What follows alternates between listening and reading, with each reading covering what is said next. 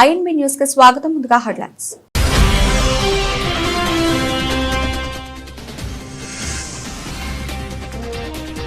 Bricks అనుకూల దేశాలపై 10% అదనపు టారిఫ్లు, మరో బాంబు పేల్చిన ట్రంప్.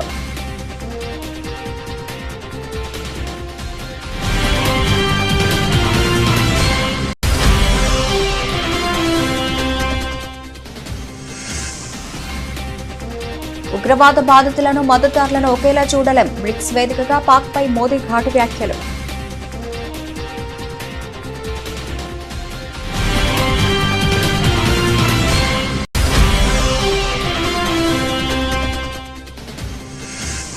ముంబై 26/11 దాడుల కుట్రపై కీలక వివరాలు వెల్లడించిన రాణా. మాస్టర్ మైండ్ డేవిడ్ హెడ్లీకి సాయం చేశానని విచారణలో అంగీకారం.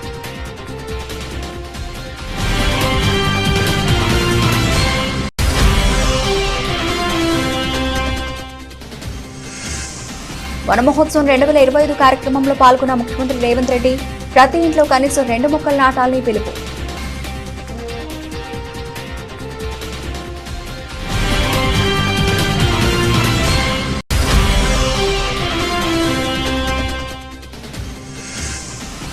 నెల్లూరు జిల్లాలోని విఆర్ హైస్కూల్ ప్రారంభోత్సవంలో పాల్గొన్న మంత్రి లోకేష్.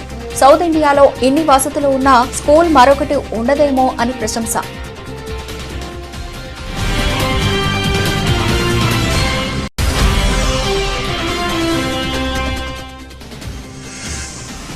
వైద్య శాఖ అధికారులతో మంత్రి దామోదర్ రాజనరసింహ సమీక్ష సమావేశం. ఆసుపత్రుల్లో అవసరమైన అన్ని మెడిసిన్స్ సిద్ధంగా ఉంచుకోవాలని సూచన.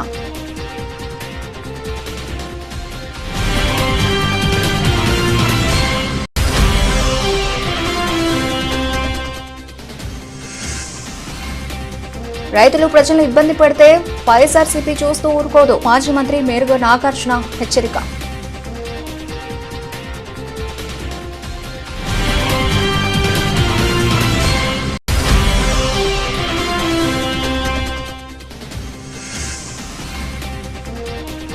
స్వర్ణకారులపై వేధింపులు మానుకోవాలి డిమాండ్ చేసిన ఎమ్మెల్సీ కవిత.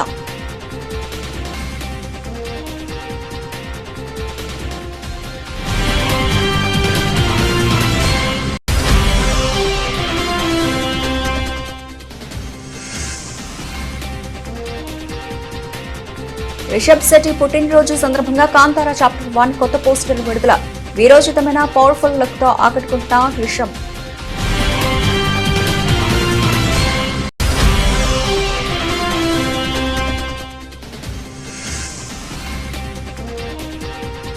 స్వల్ప నష్టాల్లో దేశీయ సూచీలు. నష్టాల ఊగిసలాడుతున్న సెన్సెక్స్, నిఫ్టీ.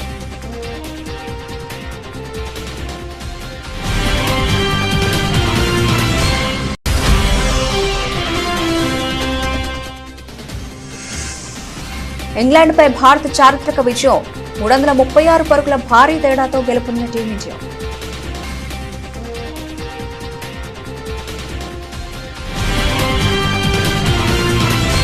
అమెరికా బ్రిక్స్ దేశాల మధ్య వాణిజ్య యుద్ధం మరింత తీవ్ర రూపం దాల్చింది. బ్రిక్స్ కూటమి అనుసరిస్తున్న అమెరికా వ్యతిరేక విధానాలకు మద్దతిచ్చే ఏ దేశం పైన అయినా అదనంగా 10% సుంకాలు విధిస్తామని అమెరికా అధ్యక్షుడు డొనాల్డ్ ట్రంప్ సంచలన ప్రకటన చేశారు.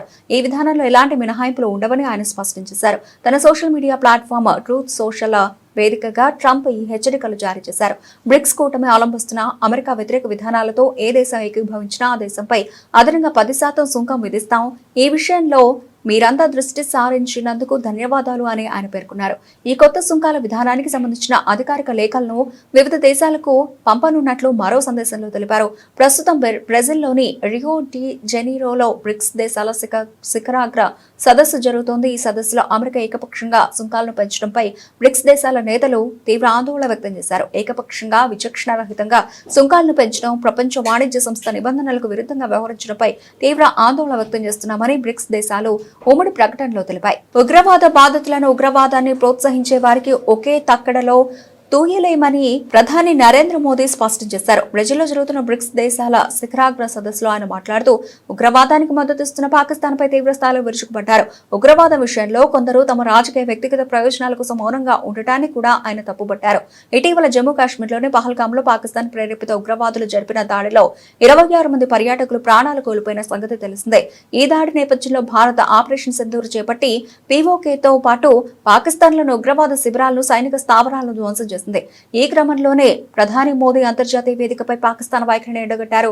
ఉగ్రవాదాన్ని పాకిస్తాన్ ఒక ప్రభుత్వ విధానంగా మార్చుకుందని భారత్ ఎప్పటి నుంచో ఆధారాలతో సహా ఆరోపిస్తున్న విషయాన్ని పరోక్షంగా గుర్తు చేశారు. పహల్గాం దాడిని ఖండించి భారత్ కు అండగా నిలిచిన దేశాలకు ఆయన ధన్యవాదాలు తెలిపారు. ముంబై 26/11 ఉగ్రదాడుల కేసులో ప్రధాన కుట్రదారుడైన తహవూర్ హుసేన్ రాణా విచారణలో సంచలన విషయాలు వెల్లడించారు. సుదీర్ఘ దౌత్య పోరాటం తర్వాత భారత్ కు అప్పగించబడిన 64 ఏళ్ల రాణా ముంబై పోలీసుల క్రైమ్ బ్రాంచ్ విచారణలో దాడుల వెనుక ఉన్న కుట్ర గుట్టు విప్పాడు. దాడుల మాస్టర్ మైండ్ డేవిడ్ కోల్మాన్ హెడ్లీకి తాను ఎలా సహాయపడ్డాడో పూసగుచ్చినట్లు వివరించినట్లు పోలీసు వర్గాలు తెలిపాయి. ముంబైలోని ఛత్రపతి శివాజీ టర్మినస్ వంటి ప్రధాన ప్రాంతాలను లక్ష్యాలుగా గుర్తించడంలో హెడ్లీకి సహకరించానని రాణా అంగీకరించాడు. దాడులకు ముందు ఉగ్రవాదులు నిఘా పెట్టేందుకు వీలుగా ఇమిగ్రెంట్ లా సెంటర్ పేరుతో ఒక ముసుగు కంపెనీని ఏర్పాటు చేయాలనే ఆలోచన తనదేనని రాణా ఒప్పుకున్నాడు. ఈ కంపెనీ ముసుగులోనే హెడ్లీ భారత్లోని పలు నగరాల్లో పర్యటించి సమాచారం సేకరించాడు. గతంలో తాను పాకిస్తాన్ సైన్యంలో కెప్టెన్ హోదాలో డాక్టర్గా పనిచేసినట్లు రాణా వెల్లడించాడు. సియాచిన్ వంటి సున్నిత ప్రాంతాల్లో పనిచేస్తున్నప్పుడు అనారోగ్యం కారణంగా విధులకు దూరం అవడంతో తనను సైన్యం నుంచి పారిపోయిన వ్యక్తిగా ప్రకటించారని తెలిపాడు. ఈ రికార్డును సరిచేయిస్తానని హెడ్లీ హామీ ఇవ్వడంతోనే తాను ఉగ్రకుట్రలో భాగమైనట్లు చెప్పాడు. పాకిస్తాన్ సైనిక యంత్రాంగం, గూఢచార సంస్థ ఐఎస్ఐ, లష్కరే తోయిబా ఉగ్రవాద సంస్థలతో తాను చురుగ్గా సమన్వయం చేసుకున్నట్లు అంగీకరించాడు. దాడుల సూత్రధారులుగా ఆరోపణలు ఎదుర్కొంటున్న సాజిద్ మీర్, అబ్దుల్ రహమాన్ పాషా, మేజర్ ఇక్బాల్ వంటి పాక్ అధికారులు తనకు తెలుసునని కూడా రాణా అంగీకరించినట్లు సమాచారం. ప్రకృతిని మనం కాపాడితేనే ప్రకృతి మనల్ని కాపాడుతుందని తెలంగాణ ముఖ్యమంత్రి రేవంత్ రెడ్డి వ్యాఖ్యానించారు. వనమే మనం, మనమే వనం అని పెద్దలు చెప్పారని గుర్తు చేసుకున్నారు. ఏడాది 18 కోట్ల మొక్కలు నాటాలని తమ ప్రభుత్వం లక్ష్యంగా పెట్టుకుందని చెప్పుకొచ్చారు. అమ్మ పేరుతో ఒక మొక్కను నాటాలని ప్రధానమంత్రి నరేంద్ర మోదీ పిలుపునిచ్చారని గుర్తు చేశారు. అమ్మలు కూడా పిల్లల పేరుతో ఓ మొక్కను నాటాలని సూచించారు సీఎం రేవంత్ రెడ్డి. ప్రతి ఇంట్లో కనీసం 2 మొక్కలు నాటాలని సీఎం రేవంత్ రెడ్డి కోరారు. మీ పిల్లల్లాగే వాటిని సంరక్షిస్తే తెలంగాణ రాష్ట్రమంతా పచ్చదనంతో నిండిపోతుందని ఉద్ఘాటించారు. ఇవాళ ప్రొఫెసర్ జయశంకర్ వ్యవసాయ విశ్వవిద్యాలయంలో వన మహోత్సవం 2025 కార్యక్రమంలో ముఖ్యమంత్రి రేవంత్ రెడ్డి పాల్గొన్నారు. ఈ సందర్భంగా రుద్రాక్ష మొక్కను నాటి వన మహోత్సవాన్ని సీఎం ప్రారంభించారు. ఈ కార్యక్రమంలో మంత్రి కొండా సురేఖ, వేం నరేందర్ రెడ్డి, పీసీసీ డాక్టర్ సువర్ణ, ఇతర అటవీ అధికారులు పాల్గొన్నారు. అనంతరం అటవీ శాఖ హెచ్ఎండీ ఆధ్వర్యంలో ఏర్పాటు చేసిన ఫోటో ఎగ్జిబిషన్ తిలకించారు. ఈ సందర్భంగా మీడియాతో సీఎం రేవంత్ రెడ్డి మాట్లాడారు. ఒకప్పుడు సోలార్ వ్యాపారం, సోలార్ పవర్ ప్లాంట్స్ పెట్టాలంటే అదానీలు రావాలి, అదానీల వ్యాపారం అనేది. కానీ ఈరోజు 1000 మెగావాట్ల సోలార్ పవర్ ప్లాంట్స్ ఈరోజు మా అక్కల చేతుల్లో పెట్టి స్వయం సహాయక సంఘాలకు బాధ్యత ఇచ్చి ఈరోజు 1000 మెగావాట్ల సోలార్ విద్యుత్ ఉత్పత్తి ఒప్పందాలు విద్యుత్ శాఖతోని మా ఆడబిడ్డల చేతిలో, మా అక్కల చేతిలో పెట్టినాం. అదే కాదు, ఈరోజు ఆర్టీసీ బస్సులో మా అక్కలు ఉచిత ప్రయాణం చేస్తున్నారు. గతంలో అమ్మగారి ఇంటికి వెళ్ళాలన్నా, అమ్మవారిని దర్శనం చేసుకోవాలన్నా మా అక్కలకైతే ఇంటి ఆయననో లేకపోతే కొడుకునో పైసలు అడగాల్సిన పరిస్థితి, కిరాయి పైసలు. ఇప్పుడు ఇంటి ఆయన పని మీద ఆఫీస్కి పోతే అక్క అమ్మగారి ఇంటికి పోయి అమ్మని చూసి మళ్ళీ ఇంటికి ఆయన వచ్చే లోపల వచ్చేటట్టు ఉచిత బస్సు ప్రయాణం ఇచ్చినాం. బస్సుల్లో ఉచితంగా మా అక్కలు, మా చెల్లెళ్ళు ప్రయాణం చేయడం కాదు, ఈరోజు రాష్ట్రంలో 1000 బస్సులు కొని మా ఆడబిడ్డలే ఆర్టీసీకి కిరాయికి పెట్టినారు. ఇలా 1000 బస్సుల యజమానులు మా అక్కలు అయినరానంటే ఈరోజు వాళ్ళ చేతుల్లో వ్యాపారం ఉంటే బాగుంటుంది అని చెప్పి మా అక్కల కోసం ఈరోజు ప్రత్యేకమైన ప్రణాళికలు చేసినాం. ఈరోజు హైటెక్ సిటీ అంటే మన వాళ్ళందరూ విప్రోనో, ఇన్ఫోసిస్నో లేకపోతే మైక్రోసాఫ్టో ఇట్లాంటి మా పాత్రికేయ మిత్రులు పేపర్లలో రాస్తుంటారు. కానీ మా అక్కలకు హైటెక్ సిటీ పక్కన, హైటెక్ సిటీ ఎంతుందో అంత 3.5 ఎకరాలలో కొన్ని 100 కోట్ల రూపాయల స్థలాన్ని వాళ్ళకిచ్చి ఇందిరా మహిళా శక్తి పేరు మీద రాష్ట్రం నలుమూలలో వాళ్ళు ఉత్పత్తి చేసిన వస్తువులను ఈరోజు ప్రపంచ దిగ్గజ కంపెనీలతో పోటీపడి నిర్వహించే విధంగా ఈరోజు మరి మా ఆడబిడ్డలకు ఇచ్చినాం.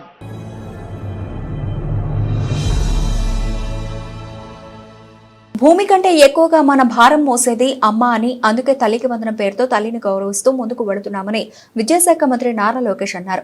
జిల్లాలోని విఆర్ హైస్కూల్ ప్రారంభోత్సవం అనంతరం మంత్రి మాట్లాడుతూ ఉపాధ్యాయులను చూస్తే దేవుళ్లు గుర్తొస్తారని తెలిపారు. 150 ఏళ్ల చరిత్ర ఉన్న విఆర్ పాఠశాల 6 నెలల కిందట ఘోరమైన పరిస్థితి చూస్తే చాలా ఆశ్చర్యపడ్డానని, ఇప్పుడు చూసి అసహ్యపడుతున్నట్లు చమత్కరించారు. నెల్లూరులోనే ఇలాంటి అత్యాధునిక స్కూల్ ఎక్కడా లేదని, అందుకే ఇక్కడ చేరామని పిల్లలు చెబుతున్నారన్నారు. సౌత్ ఇండియాలో ఇన్ని వసతులు ఉన్న స్కూల్ మరొకటి ఉండదేమో అని చెప్పుకొచ్చారు. కొత్త teams hospital, Warangal super speciality హాస్పిటల్లో మెడికల్ డయాగ్నోస్టిక్స్ ఎక్విప్మెంట్స్, ఫర్నిచర్ త్వరగా కొనుగోలు చేయాలని ఆరోగ్య శాఖ మంత్రి దామోదర్ రాజనరసింహ అధికారులకు ఆదేశాలు జారీ చేశారు. భవిష్యత్తును దృష్టిలో పెట్టుకుని అత్యాధునిక టెక్నాలజీతో కూడిన ఎక్విప్మెంట్ కొనుగోలు చేయాలని సూచించారు. ఇవాళ తెలంగాణ సచివాలయంలో వైద్యశాఖ అధికారులతో మంత్రి దామోదర్ రాజనరసింహ సమీక్షా సమావేశం నిర్వహించారు. ఈ సందర్భంగా అధికారులకు కీలక ఆదేశాలు జారీ చేశారు. అనంతరం మీడియాతో మంత్రి దామోదర్ రాజనరసింహ మాట్లాడారు. డాక్టర్లు, సిబ్బంది, పేషెంట్ల అవసరాలను దృష్టిలో పెట్టుకుని ఫర్నిచర్ కొనుగోలు చేయాలని నిర్దేశించారు. కొత్త హాస్పిటల్స్ కు పేషెంట్లు ఎక్కువగా వచ్చే అవకాశం ఉంటుందని, ఆ అంచనాలకు తగ్గట్లుగా ఫర్నిచర్ ఎక్విప్మెంట్ సరిపడా ఉండాలని దిశానిర్దేశం చేశారు. ప్రభుత్వ ఆసుపత్రుల్లో మెడిసిన్ సరఫరాపై వివిధ విభాగాల హెచ్ఓడీల అడిగి మంత్రి తెలుసుకున్నారు. అవసరమైన అన్ని మెడిసిన్స్ అందుబాటులో ఉన్నాయా లేవా అని డిఎంఈ వివిపి కమిషనర్ డిహెచ్ ను అడిగారు. సీజనల్ వ్యాధుల కాలం కావడంతో పేషెంట్ల సంఖ్య పెరిగే అవకాశం ఉంటుందని, ఇందుకు అనుగుణంగా మెడిసిన్ అందుబాటులో ఉంచుకోవాలని మంత్రి ఆదేశించారు. సెంట్రల్ మెడికల్ స్టోర్లలో కనీసం 3 నెలలకు సరిపడా మందులు అందుబాటులో ఉంచుకోవాలని టీజీఎంఎస్ ఐడీసీ అధికారులకు మంత్రి సూచించారు. కరేడులో బలవంతపు భూసేకరణ ఆపాలని బాపట్ల జిల్లా వైఎస్ఆర్సీపీ అధ్యక్షులు మాజీ మంత్రి మేరుగు నాగార్జున డిమాండ్ చేశారు. పరిశ్రమల పేరుతో కుట్ర రాజకీయాలు చేయడం తగదని హెచ్చరించారు. రైతులు ప్రజలను ఇబ్బంది పెడితే వైఎస్ఆర్సీపీ చూస్తూ ఊరుకోదన్నారు. ఓకదంపుడు ఉపన్యాసాలు చేస్తున్న చంద్రబాబు నాయుడు గారు పరిశ్రమలు తేలేకపోగా పరిశ్రమల కోసం కప్పదాట్లేస్తూ పరిశ్రమలతో చంద్రబాబు నాయుడు తన స్వలాభం కోసం గేమ్స్ ఆడుతున్నాడు. ఉదాహరణకి కందుకూరు నియోజకవర్గం ఉలవపాడు మండలం కరేడు గ్రామంలో నెలకొన్న ఉద్రిక్తలకు సమస్యకు చంద్రబాబు నాయుడు ఆడుతున్న గేమే కారణం. ఎందుకంటే పరిశ్రమలు రానికుండా చేయడానికి మరొక పరిశ్రమను పేరు చెప్పి భూసేకరణకు స్టార్ట్ చేశాడు. అసలు పరిశ్రమ ఇదివరకు ఇండో సోలార్ ప్రైవేట్ లిమిటెడ్ కంపెనీకి సోలార్ సంబంధించి వైఎస్ఆర్సీపీ మేము అధికారంలో ఉన్నప్పుడే ఒక జీవో ఇచ్చి 5,148 ఎకరాలు, మరో జీవో అయితే 3,200 ఎకరాలు, దరిదాపు వీటిలో 4,827 ఎకరాలకు నోటిఫికేషన్ కూడా మా ప్రభుత్వంలో ఇచ్చాం. మొత్తం 500 మెగావాట్ల సమీకృత సోలారు ప్లాంట్ని ఏర్పాటు చేయడానికి ఆస్కారం ఉంటుందని ఆశపడ్డాం. రావూరు కానీ చెవూరు అనే 2 గ్రామాల్లో భూమిని అలాట్ చేయాలని అక్కడ రైతులు ప్రజలు ఒప్పుకున్నారు. అసలు ఎక్కడ ఏ ప్రాబ్లం లేదు. దీనికి సంబంధించి దరిదాపు 417 కోట్ల రూపాయలు ప్రభుత్వానికి ఆ కంపెనీ చెల్లించింది కూడా. ఈ కంపెనీ ద్వారా వేల మందికి ఉద్యోగాలు వస్తాయని 2 ఏళ్ల పాటు కష్టపడి ఇన్వెస్టర్లందరినీ సమీకరించి ఒక గాడిలో పడింది. పైలట్ ప్రాజెక్ట్ కోసం కూడా నిర్మాణాలు అన్నీ ప్రారంభమైతే సడన్గా గవర్నమెంట్ మారినాక హఠాత్తుగా దాన్ని ఆపేసి వేరే చోటకు మార్చాలని చెప్పేసి ప్లాన్ చేశారు. దీనిలో మతలబు ఏంటని అడుగుతా ఉన్నా చంద్రబాబు నాయుడు గారిని. నువ్వు పరిశ్రమలు కావాలనుకునేవాడివి, పరిశ్రమలు రావాలనుకునేవాడివి, గత ప్రభుత్వంలో భూమి అలాట్ చేసి నోటిఫికేషన్ ఇచ్చి డబ్బులు అకౌంట్లో గవర్నమెంట్ అకౌంట్లో వేస్తే నువ్వు దాన్ని ఆపి వేరే వారికి ఆ భూమిని ఇవ్వాలని, వీళ్ళని వేరే ప్రాంతానికి తీసుకెళ్లాలంటే నీ ఆలోచన పరిశ్రమ అనేది రావటానికి వీలు లేదనేది తప్ప వేరే ఆలోచన ఉందా? నేను అడుగుతా ఉన్నా చంద్రబాబు నాయుడు గారిని. కరేడు గ్రామంలో దరిదాపు 8,000 ఎకరాలు సేకరిస్తామంటూ నోటిఫికేషన్ జారీ చేయాల్సినటువంటి అవసరం ఎందుకు వచ్చింది? నేను చంద్రబాబు నాయుడు ఏకలవ్య భవన నిర్మాణాన్ని వెంటనే పూర్తి చేయాలని జాగృతి వ్యవస్థాపక అధ్యక్షురాలు ఎమ్మెల్సీ కల్వకుంట్ల కవిత రాష్ట్ర ప్రభుత్వాన్ని డిమాండ్ చేశారు. మాజీ సీఎం కేసీఆర్ మొదలుపెట్టిన ఏకలవ్య భవన నిర్మాణాన్ని పూర్తి చేయలేని పరిస్థితుల్లో ఈ ప్రభుత్వం ఉందని విమర్శించారు. తెలంగాణ ఆదివాసీ ఎరుకల సంఘం రాష్ట్ర అధ్యక్షుడు లోకిని రాజు, ఎరుకల ఉద్యోగుల సంక్షేమ సంఘం రాష్ట్ర కమిటీ సంయుక్త ఆధ్వర్యంలో ట్యాంక్ బండపై ఉన్న కొమరం భీం విగ్రహం వద్ద ఏకలవ్య జయంతి ఉత్సవాలను నిర్వహించారు. కార్యక్రమానికి కవిత హాజరై ఏకలవ్య చిత్రపటానికి పూలమాలలు వేసి ఘనంగా నివాళులర్పించారు. ఈ సందర్భంగా ఆమె మాట్లాడుతూ తెలంగాణ ఏర్పడిన తర్వాత నాటి సీఎం కేసీఆర్ ఎరుకల కులస్తుల అభివృద్ధి కోసం ఎంపవర్మెంట్ స్కీమ్ ను ప్రవేశపెట్టారని, కానీ కాంగ్రెస్ ప్రభుత్వం ఆ పథకాన్ని తుంగలో తొక్కిందన్నారు. తాను శాసనమండలిలో ఈ అంశాన్ని ప్రభుత్వం దృష్టికి తీసుకెళ్లినా ఎలాంటి చలనం లేదని విమర్శించారు. 50,000 ఎరుకల కుటుంబాలకు 60 కోట్ల రూపాయల మేర లబ్ధి చేకూర్చే పథకాన్ని మెరుగుపరిచి ప్రభుత్వం యథాతథంగా అమలు చేయాలన్నారు.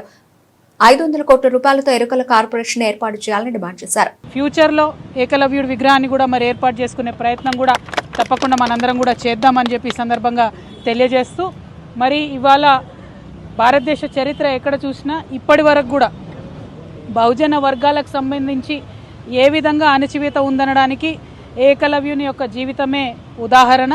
మరి ఆనాడు గురుభక్తితో ఉండి కేవలం ఒక వ్యక్తే తన గురువుని నమ్మినా సరే ఆ వ్యక్తి కూడా తనను ముందుకు తీసుకొని పోకపోయినా కూడా చరిత్రలో నిలబడిపోయేటటువంటి త్యాగాన్ని చేసినటువంటి ఏకలవ్యుడు నిజంగా మనందరికి కూడా ఒక రకంగా ఆరాధ్య దైవం అవ్వాలి, స్ఫూర్తి ప్రదాత అవ్వాలి. ఆయన కానాడు అన్యాయం జరిగి ఉండవచ్చు గాక, కానీ ఆయన గురుభక్తిని వీడలేదు, సమాజానికి ఒక మంచి తోవని చూపించే ప్రయత్నమే చేసిండ్రు. కానీ ఇప్పుడు మనందరం కూడా ఆయన వారసులుగా, ఆయన బిడ్డలుగా మనకు అన్యాయం జరగకుండా, మన స్థానం రాజకీయంగా మనకు వచ్చే విధంగా, మన స్థానం మనకు ఆర్థికంగా వచ్చే విధంగా, ఉద్యోగ విద్యావకాశాల్లో వచ్చే విధంగా సమాజానికి పాటుపడుతూ తెలంగాణలో అందరం కూడా కలిసి ముందుకు అడుగు వేయాలని చెప్పి ఈ సందర్భంగా పిలుపునిస్తా ఉన్నాను. దానికోసం నా వంతు ప్రయత్నంగా నేను మీ అందరినీ కలుపుకొని పోయి అనేక ఉద్యమాల్లో మనం ఇవాళ పాల్పంచుకుంటా ఉన్నాము. మీరు చెప్పినట్టుగా కేసీఆర్ గారు ఆనాడు కట్టించినటువంటి భవనం ఇవాళ కనీసం పూర్తి చేయలేని పరిస్థితులలో రాష్ట్ర ప్రభుత్వం ఉండడం చాలా దారుణం. ఏకలవ్య భవనం తప్పకుండా త్వరితగతిన పూర్తి చేయాలని ముందుగా కాంగ్రెస్ ప్రభుత్వాన్ని నేను డిమాండ్ చేస్తూ ఉన్నాను. అదేవిధంగా మరి ఎస్ స్కీమ్, YES అంటే ఎరుకల ఎంపవర్మెంట్ స్కీమ్ అనేటటువంటి పథకాన్ని గౌరవ పెద్దలు కేసీఆర్ గారు ఆనాడు ప్రవేశపెట్టడం జరిగింది. దాన్ని ఇప్పుడు ప్రభుత్వం కంప్లీట్గా తుంగలోకి తొక్కింది. 2-3 సార్లు లెజిస్లేటివ్ కౌన్సిల్లో కూడా మీ తరఫున ఈ అంశాన్ని నేను ప్రస్తావించినప్పటికీ కూడా ప్రభుత్వానికి కనీసం చీమగుట్టినట్టుగా లేకపోవడం చాలా దారుణం. ఈరోజు ఏకలవ్యుని జయంతి సందర్భంగా మళ్ళొకసారి ప్రభుత్వాన్ని డిమాండ్ చేస్తూ ఉన్నాను. ఏదైతే 60 కోట్ల రూపాయలు 50,000 ఎరుకల కుటుంబాలకు లబ్ధి చేకూర్చే విధంగా కేసీఆర్ గారు ఆనాడు ప్రవేశపెట్టినారో ఆ పథకాన్ని యథాతథంగా లేకపోతే ఇంకొంత మెరుగుపరిచి ఇంకా ఎక్కువ కుటుంబాలను కూడా కలుపుకొని చేసే విధంగా ఇప్పుడున్నటువంటి ప్రభుత్వం వెంటనే ప్రయత్నం ప్రారంభించాలని చెప్పి ముఖ్యమంత్రి గారిని డిమాండ్ చేస్తూ ఉన్నాను. మీరు అన్నట్టుగా ఆనాడు ఎమ్మెల్సీగా కూర సత్యనారాయణ గారికి గౌరవ ముఖ్యమంత్రి గారు కేసీఆర్ గారు ఇచ్చినప్పటికీ మరి గవర్నర్ గారు రిజెక్ట్ చేయడం అన్నది కూడా రాజకీయంగానే జరిగినటువంటి అంశమని నేను భావిస్తూ ఉన్నాను. ఇటువంటి రాజకీయాలకు అతీతంగా మనం ఎరుకల సోదరుల యొక్క రాజకీయ అభివృద్ధి భక్తులకు నాణ్యతతో కూడిన రుచికరమైన అన్నప్రసాదం అందించాలనే లక్ష్యంతో తిరుమల తిరుపతి దేవస్థానం కీలక నిర్ణయం తీసుకుంది. అన్నప్రసాద కేంద్రాల్లో మధ్యాహ్న భోజన సమయంలో మాత్రమే కాకుండా రాత్రి భోజనంలోనూ భక్తులకు వడలను వడ్డించేందుకు ఏర్పాట్లు చేపట్టింది. తిరుమలలోని తరిగొండ వెంగమామ అన్నప్రసాద కేంద్రంలో టీటీడీ చైర్మన్ బిఆర్ నాయుడు వడల పంపిణీని ప్రారంభించారు. స్వయంగా భక్తులకు వడ్డించారు. ఈ సందర్భంగా బిఆర్ నాయుడు మీడియాతో మాట్లాడుతూ ప్రస్తుతం రోజుకు సుమారు 70,000 నుంచి 75,000 వడలను ప్రత్యేకంగా తయారు చేసి భక్తులకు వడ్డిస్తున్నామని చెప్పారు. భోజన నాణ్యతను మెరుగుపరిచే దిశగా ఈ చర్యలు కొనసాగుతాయని ఆయన పేర్కొన్నారు. రోజు ఉదయం 11 గంటల నుండి రాత్రి 10 గంటల వరకు అన్నప్రసాదంలో భక్తులకు వడలు అందించనున్నారని తెలిపారు. మార్చి 6వ తారీఖు నుంచి మనం ఈ వడలు అనేటువంటిది ఆ పదార్థం ఏదైతే ఉందో దాన్ని భక్తులకి అందజేయడం జరుగుతూ వచ్చింది. కాకపోతే కొన్ని కారణాల వల్ల అది ప్రతిరోజు 40,000 వరకే ఈ వడలు తయారు చేసే అవకాశం ఉండింది. ఇప్పుడు దాన్ని పొద్దున్నే 11 గంటల నుంచి రాత్రి 10:30-11 గంటల వరకు నిత్యం ప్రతిరోజు ప్రతి ఒక్కరికి ఈ వడలు ఈ రోజు నుంచి వడ్డించడం జరుగుతుంది. ఆ సందర్భంగా భక్తులను కూడా చాలామందిని అడిగాం. వాళ్ళందరూ కూడా చాలా హ్యాపీగా ఉన్నారు. వడలతో పాటు అన్ని పదార్థాలు కూడా చాలా చక్కగా బ్రహ్మాండంగా అందరూ 100% సంతృప్తి వ్యక్తం చేస్తున్నారు. ఇక ఇది నిరంతరం ప్రక్రియ కొనసాగుతుంది. ఈ పొద్దున్నే 11 గంటల నుంచి రాత్రి 10:30, 11 గంటల వరకు. ఇది ఈరోజు దాన్ని కూడా ప్రారంభిద్దామని వచ్చాము. నథింగ్ స్పెషల్, పాతదే స్కీమ్, ఇది కొత్తదేం కాదు. కాకపోతే మధ్యాహ్నం వరకే పెట్టేవాళ్ళు ఇదివరకు, ఇప్పుడు రాత్రి వరకు కూడా పెట్టాలనేది. ఎందుకంటే కొన్ని కారణాల వల్ల కొన్ని ప్రొవిజన్స్ అయితే ఏముంది, లేకపోతే ఈ వర్కర్స్ వీళ్ళందరినీ సమకూర్చుకోవటంలో కొంత లేట్ అయింది. అదే ఈ రోజు నుంచి ఫుల్ ఫ్లెడ్జ్డ్గా పంపిస్తామని చెప్పేసి అందరికీ తెలియజేస్తున్నాం. భక్తులందరూ కూడా ఈ అవకాశాన్ని వినియోగించుకోవాలని చెప్పేసి మనస్ఫూర్తిగా కోరుతున్నాం. ఇక్కడ ఇవన్నీ కూడా ఏర్పాటు చేస్తున్నటువంటి ఎవరైతే అన్నదానంలో పనిచేస్తున్నటువంటి ప్రతి ఒక్కరికి, ముఖ్యంగా శాస్త్రి గారికి కూడా ఈ సందర్భంగా ధన్యవాదాలు తెలుసుకుంటాం. ఓం నమో. పోలీసులు స్వర్ణకారులను వేధించడం మానుకోవాలని ఎమ్మెల్సీ కవిత అన్నారు. కేసులకు భయపడి స్వర్ణకారులు ఆత్మహత్యలు చేసుకోవద్దని కోరారు. బంగారం వృత్తి చేసుకునే వారికి సర్కారు రుణాలు ఇవ్వాలని, కార్పొరేట్ సంస్థలతో పోటీ పడేలా విశ్వకర్మలకు చేయూతనివ్వాలని డిమాండ్ చేశారు. ప్రధానంగా స్వర్ణకార వృత్తిలో ఉన్నటువంటి అనేక మంది ఆత్మహత్యలకు సంబంధించినటువంటి అంశాలు ఈ మధ్య పత్రికలలో, టీవీ ఛానల్లో చూసి చాలా బాధపడుతూ వచ్చాము. వాస్తవానికి విశ్వకర్మలందరూ వారి చేతి వృత్తులన్నీ కూడా తెలంగాణకే కాదు యావత్ భారతదేశానికి ఊపిరిపోసినటువంటి వృత్తి పనులు ఇవన్నీ కూడా. అవన్నీ నెమ్మదిగా కార్పొరేట్ సంస్థలు వచ్చిన తర్వాత మరి మరుగున పడుతూ వచ్చినటువంటి విషయం మనందరం కూడా గమనిస్తున్నాము. కానీ మన భారతదేశంలో బంగారానికి ఉండేటటువంటి ప్రాధాన్యత, నగలకు ఉండేటటువంటి పవిత్రత, వీటితోని స్వర్ణకార వృత్తిలోకి కేవలం స్వర్ణకారులే కాకుండా గౌడ్స్ కావచ్చు, వైశ్యాస్ కావచ్చు, అనేకమైన ఇతరులు కూడా వచ్చి చాలా చోట్ల బంగారు షాపులు పెట్టుకోవడము, నగలకు సంబంధించిన వ్యాపారాలు చేయడాన్ని మనం చూస్తూ వస్తున్నాము. అయితే పెద్ద పెద్ద సంస్థలు, మలబార్ లాంటి సంస్థలు, ఇంకోటి పెద్ద సంస్థలు వచ్చినటువంటి నేపథ్యంలో, రెడీమేడ్ షాపులు వచ్చినటువంటి నేపథ్యంలో స్వర్ణకారులకు వారి జీవనము నడవడమే ఇబ్బందిగా జరుగుతున్నటువంటి పరిస్థితిని కూడా మనం గమనిస్తున్నాం. అయినా ఒక మహిళగా ఒక మెట్టెలు చేయించాలన్నా, ఒక మంగళసూత్రం చేయించాలన్నా మనం ఇప్పటికి కూడా స్వర్ణకారుల దగ్గరికే పోతాం తప్పితే బంగారం షాపుకి పోయి కొనుక్కోవాలని అనుకోము. కాబట్టి ఇంత పవిత్రమైనటువంటి వృత్తి, ఆ వృత్తి చేసేటటువంటి వారందరినీ, వారి కుటుంబాలని కాపాడుకోవాల్సినటువంటి బాధ్యత మనందరి మీద కూడా ఉన్నది. ముందుగా స్వర్ణకారుల మిత్రులందరినీ కూడా నేను కోరుతా ఉన్నాను, ఏ సమస్య కూడా జయించలేనిది కాదు. మనందరం కలిసికట్టుగా ఉండి జయిద్దాం. దానికి సంబంధించి మీరు మనసు బాధపట్టుకోకండి, ఆత్మహత్యలకు మాత్రం మీరు వెళ్ళొద్దండి. సైనైడే ఇవాళ పెరగన్నమయ్యేటటువంటి పరిస్థితి మరి స్వర్ణకారుల విషయంలో జరుగుతున్నది. చాలా బాధాకరంగా ఉన్నది. మీ అందరినీ నేను రిక్వెస్ట్ చేస్తూ ఉన్నాను. నేను ఎంపీగా ఉన్నప్పుడు మా నిజామాబాద్ జిల్లాలో ఈ యాక్ట్ 411 ఏదైతే ఉందో అది పెట్టకుండా దొంగ బంగారం కేసులో ఈ స్వర్ణకార వృత్తులు చేసేటటువంటి వాళ్ళను పోలీసులు ఇబ్బంది పెట్టకుండా నా వంతు ప్రయత్నం నేను ఆనాడు చేయడం జరిగింది. కానీ ఇవాళ ఇది రాష్ట్ర వ్యాప్తంగా చాలా పెద్ద ఎత్తున జరుగుతున్నది. ఈవెన్ ఏపీ, తెలంగాణ 2 రాష్ట్రాల్లో కూడా చాలా పెద్ద ఎత్తున ఈ సమస్య ఉన్నది. ఈ సమస్య పరిష్కారం అయ్యే విధంగా నేను ఇవాళ ఒక ఎమ్మెల్సీగా ఉన్న, ఒక బాధ్యతాయుతమైనటువంటి సంస్థ జాగృతి నడుపుతున్నటువంటి వ్యక్తిగా, బీసీ ఉద్యమంలో మరి పోరాటం చేస్తున్నటువంటి ఒక వ్యక్తిగా మీ అందరికీ నేను అండగా ఈ యాక్ట్ 411 సవరించేంత వరకు కూడా పోరాటం చేస్తానని ఈ సందర్భంగా మీ అందరికీ తెలియజేస్తా ఉన్నాను. మీరు మానసిక. కన్నడ స్టార్ హీరో రిషబ్ శెట్టి నటించిన కాంతారా చిత్రం ఎంత పెద్ద విజయం సాధించిందో ప్రత్యేకంగా చెప్పనక్కర్లేదు. ఈ సినిమా దేశవ్యాప్తంగా ప్రభంజనం సృష్టించింది. ఇప్పుడు ఈ చిత్రానికి ప్రీక్వల్ గా ఓ మూవీ రూపొందుతున్న విషయం తెలిసిందే. అయితే కన్నడ స్టార్ హీరో దర్శకుడు రిషబ్ శెట్టి పుట్టినరోజు సందర్భంగా ఆయన అభిమానులకు సర్ప్రైజ్ అందించింది కాంతారా. ఏ లెజెండ్స్ చాప్టర్ 1 సినిమా బృందం చిత్రం అక్టోబర్ 2న విడుదల కానుందని తెలియజేస్తూ పోస్టర్ విడుదల చేశారు. ఇందులో రిషబ్ లుక్ అదిరిపోయేలా ఉంది. వరాహస్వామి గర్జిస్తే ఎలా ఉంటుందో అలా తాజా పోస్టర్లో వీరోచితంగా రిషబ్ శెట్టి కనిపించారు. ఈ లుక్ ప్రేక్షకులని ఎంతగానో ఆకట్టుకుంటోంది. ఇప్పటికే విడుదలైన ఫస్ట్ లుక్ పోస్టర్లో రిషబ్ ముఖం పూర్తిగా కనిపించలేదు. కానీ తాజాగా రిలీజ్ చేసిన బర్త్డే పోస్టర్లో మాత్రం ఆయన పవర్ఫుల్ లుక్ తో ఫ్యాన్స్ కి ఫుల్ ట్రీట్ అందించారు. ఇది అసలు సిసలైన ఫస్ట్ లుక్ అని అభిమానులు భావిస్తున్నారు. కాంతారా తొలి భాగం రిలీజ్ అయినప్పుడు ఈ సినిమాని పాన్ ఇండియాగా రిలీజ్ చేయాలనే ఆలోచన రిషబ్ కి లేదు. కానీ కన్నడలో ఘన విజయం సాధించిన తర్వాత తెలుగు, తమిళ, హిందీ సహా ఇతర భాషలో విడుదలై సంచలనం రేపింది. అదే విజయంతో ప్రీక్వెల్ కు శ్రీకారం చుట్టారు. హోమలే ఫిల్మ్స్ నిర్మిస్తూ ఉన్న ఈ చిత్రం అక్టోబర్ 2న విడుదల కానుంది.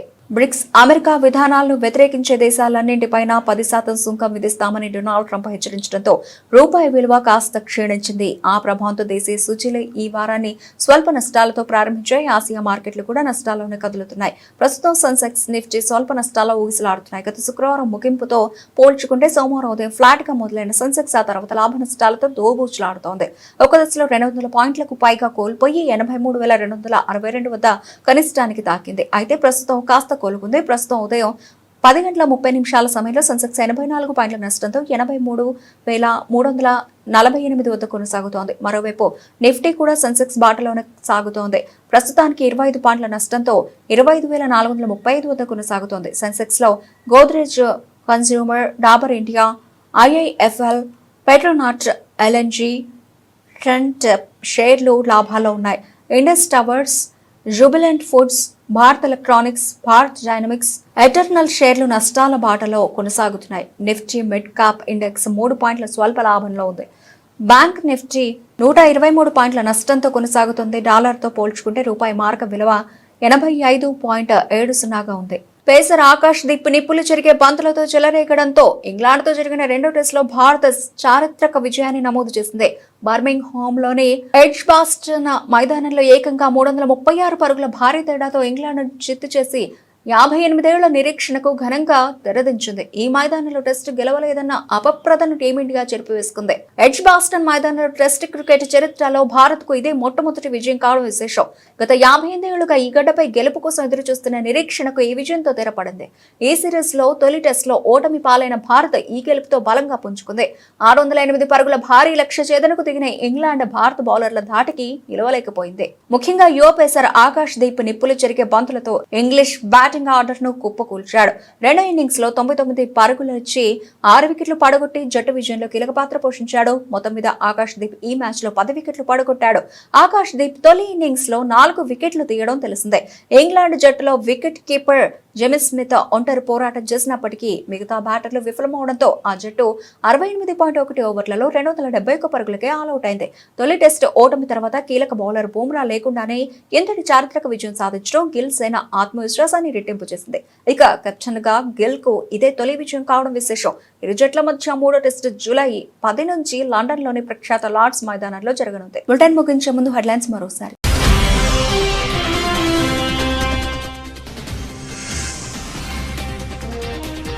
బ్రిక్స్ అనుకూల దేశాలపై 10% అదనపు టారిఫ్లు, మరో బాంబు పేల్చిన ట్రంప్.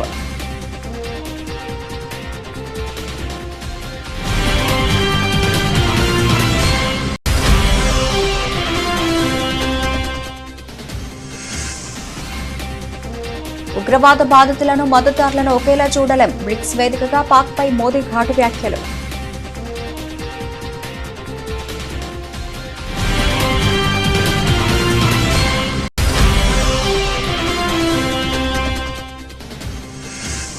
ముంబై 26/11 దాడుల కుట్రపై కీలక వివరాలు వెల్లడించిన రాణా. మాస్టర్ మైండ్ డేవిడ్ హడ్లీకి సాయం చేశానని విచారణలో అంగీకారం.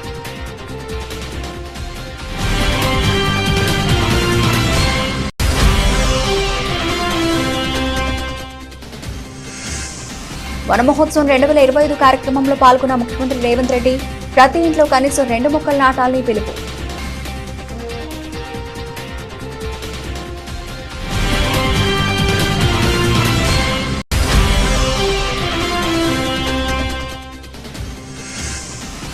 నెల్లూరు జిల్లాలోని విఆర్ హైస్కూల్ ప్రారంభోత్సవంలో పాల్గొన్న మంత్రి లోకేష్. సౌత్ ఇండియాలో ఇన్ని వసతులు ఉన్న స్కూల్ మరొకటి ఉండదేమో అని ప్రశంస.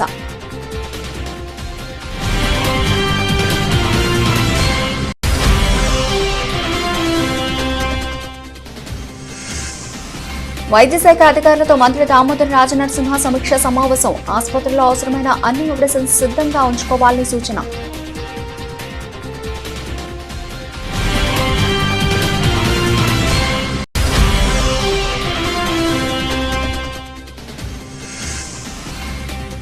రైతులు ప్రజలను ఇబ్బంది పెడితే వైఎస్ఆర్సీపీ చూస్తూ ఊరుకోదు. మాజీ మంత్రి మేరుగ నాగార్జున హెచ్చరిక.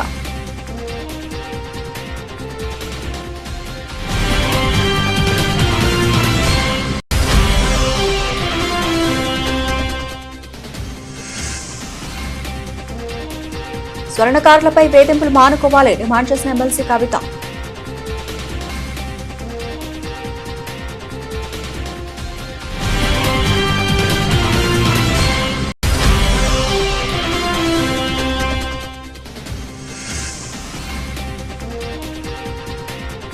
రిషబ్ శెట్టి పుట్టినరోజు సందర్భంగా కాంతారా చాప్టర్ 1 కొత్త పోస్టర్ విడుదల. వీరోచితమైన పవర్ఫుల్ లుక్ తో ఆకట్టుకుంటున్న రిషబ్.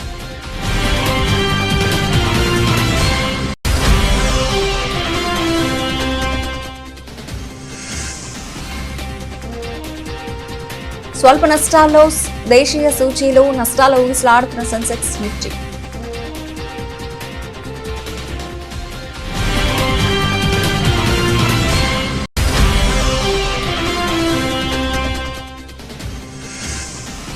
ఇంగ్లాండ్పై భారత్ చారిత్రక విజయం.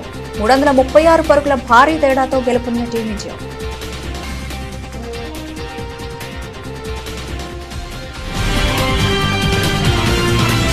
ఇవి ఇప్పటివరకు నవలసిన అప్డేట్స్. మరిన్ని అప్డేట్స్ తో మళ్ళీ కలుద్దాం. అంతవరకు సెలవు. నమస్తే.